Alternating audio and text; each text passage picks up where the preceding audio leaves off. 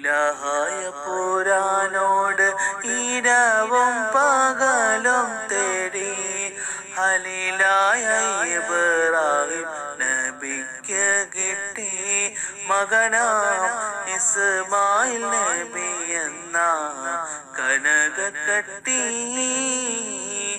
ഇലാഹായ പുരാനോട് ഇരവും പകലും തേടി ഹലീലായ ഇബ്രാഹിം നബിക്ക് കിട്ടി മകനാം ഇസ്മായിൽ നബി എന്ന കനകക്കട്ടി.